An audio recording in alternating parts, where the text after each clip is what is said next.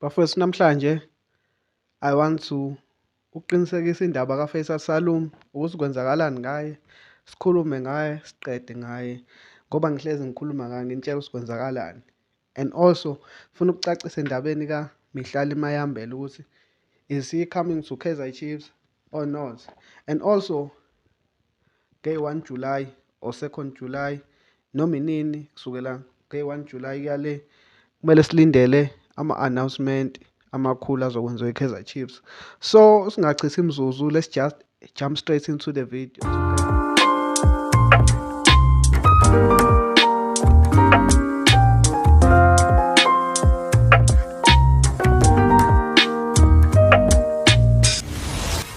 Hello everybody, welcome to my channel. This is Amakhosi Stand Podcast. This is where uzithola khona zishisa be. Thank you guys for supporting my channel. Ngiqhubeke ningayeki. Keep on liking my videos, keep on commenting, keep on subscribing to my channel. Namhlanje nginiphathele ezinohlonze. We are talking about our most loved player lapha eNaturena njengamanje uFaisal Salum. Kodwa before sikhuluma ngayo siqhubeka saphambili, kusacela usubscribe please mawukuthi awaka-subscribe. Make sure you are subscribed, like the video and leave your comment down below. Ungitshele ukuthi ucabangani ngalezi ndaba esoyikhuluma namhlanje. So guys, Faisal Salum indaba yakhe ngizoyiposta la. Ngizoyibeka la. Niyifunde nina. Epost uMickey June uzoconfirma yonke into cause abanye babelieve mangisho izinto la. Ngizoyiposta la uMickey June confirm. I've been telling you this guys. I-Kaizer Chiefs ayikaze isubmit i-second offer kuFaisal Salum. Faisal Salum akaze rejecte i-offer ye-Kaizer Chiefs or i-Azam FC. Kaizer Chiefs yenze i-offer yokuqala and the offer was rejected and they didn't come back for another offer. So esikutholayo ukuthi yes umdlali uyafuna ukuzodlalela i-Kaizer Chiefs and futhi mayingenzeka i-deal engajabula kakhulu, but okwamanje i-Kaizer Chiefs ayakasubmit i-offer yayo yesibili. So guys, yekani ukuhamba nikhola lezi ndaba zokuthi Kaizer Chiefs isisubmithile i-offer yayo yesibili i-rejectiwe, umdlali akafuni ukuza kwi-Chiefs. No, i-Chiefs ayikakasubmit i-offer yesibili, umdlali uyafuna ukuza kwi-Chiefs.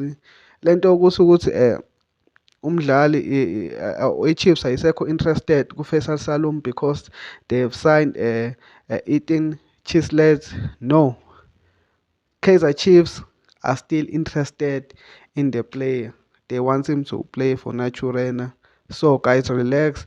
Iwindi lisaselide, iwindi livalwa ngo-August nje usuyophela. So nje let's relax and see what happens with Faisal Salum. Okwamanje there is no offer submitted by Kaizer Chiefs to Azam FC. Kusase nje ile offer yokuqala abayi-rejecta and abakabuyi. Coach Nabi ukhulumile noFaisal Salum and Faisal Salum uyafisa ukuzodlalela i-Kaizer Chiefs. Yilokho nje engikwaziyo. Okunye-ke ukuthi uFaisal Salum urejecte i-Kaizer Chiefs, i-Kaizer Chiefs ayisekho interested kuFaisal Salum, angikwazi lokho. Angazi babekuthatha apha bade bekusho, but yilokho engifika nakho namhlanje ngizonicacisela ukuthi kwenzakalani ngoFaisal Salum ngoba abanye sebethi because sesayinele umlungu leyo 18 uFaisal Salum akasekho in our list. No, Faisal Salum is still there, but neyazi Kaizer Chiefs makumele ikhiphe imali bayadelaya. So let's just wait and be patient and see if Kaizer Chiefs submit second offer for Faisal Salum. Yabo? Omunye umdlali engifuna ukucacisa kuye ukuthi kwenzakalani kuyena uMihlali Mayambela. My understanding is that uMihlali Mayambela mancane amathuba ukuthi eze la eSouth Africa ezodlala ezoba umdlali weKaizer Chiefs. Because he's an important player for his team la kadlala khona for his club.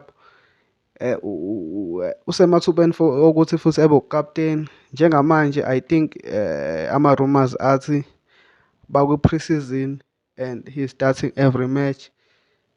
Ubuye agqoke nanebhande la-captain, so they consider him as an important player and untouchable player. So amathemba ukuthi uMihlali Mayambele ngeza kwi-Chiefs mancane, but mhlawumbe i-Chiefs ingawenza umnyakazo kodwa akakenzeki lutho. He's not a free agent, he's still contracted with his club and he's important kwi-club yakhe. So lokho kungashintsha noma nini guys. I-Kaizer Chiefs ingamshintsha umqondo and negotiates the price, but he's still a player for his club. So bengifuna ukucacisa lokho ngoba abantu abaningi banemibuzo ngoMayambele. Ilokho bengifuna ukusho. And then ngoba sazi ukuthi nge-1 July, if ubuka le video nami ngiyenze nge-30 June, kusasa i-1 July Tuesday, we have to expect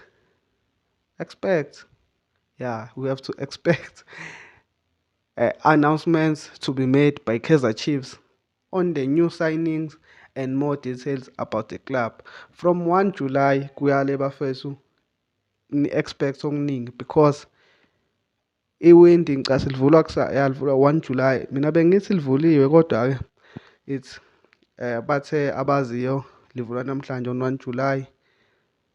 And abadlali, we can expect them to be announced by Kaizer Chiefs kuleli viki and next week noma inini before beya eNetherlands. And after bebuya eNetherlands, we can also expect new players because bazobuya iwindi lingakavalwa. So guys, just relax. Ngoba ade ngishilo ngale ndaba kaFaisal Salum. Relax. Kaizer Chiefs will go for another bid if bemfuna kwangempela, but okwamanje there is no second bid. Players okumele sibalindele benga-announce kusukela kusasa nge-1 July, Wednesday 2 July kuyale. The likes of Nkanyiso Shinga, we can expect him to be announced. Etienne Chislett, Flavio da Silva, Thabiso Munyane and Paseka Mako. Yilabo kuphela abadlali esingaba expecta ukuthi Kaizer Chiefs can announce them that they are the new players of the club. Ilabo kwamanje ngisabazi. Abanye angazi lutho ukuthi kuqhubekani ngabo. uBasadini angazi lutho ukuqhubekani ngaye. And indaba kaBasadini inde kakhulu bafethu. I think nani nayibonela ukuthi i-Kaizer Chiefs have many left backs, so I don't think there is a need for Fawaz Basadini njengamanje. And then indaba kaPholisa angazi lutho ngayo. umayele akayiboni idlala eSouth Africa unless ubekhohlisa i-Kaizer Chiefs so that engakwazi ukuyojoyina iMamelodi Sundowns in peace. But i-information esinayo njengamanje ukuthi u-interested kwama-club ase-Saudi Arabia. So guys, ilezi benginiphathele zona namhlanje. Stay tuned to my channel, ngizonilethela ezinye zishisa be. So make sure that you are subscribed to the channel, like the video and comment down below ukuthi ucabangani ngalezi ndaba benginiphathele zona namhlanje. Ngizonibona kwenye ivideo elandelayo. Peace.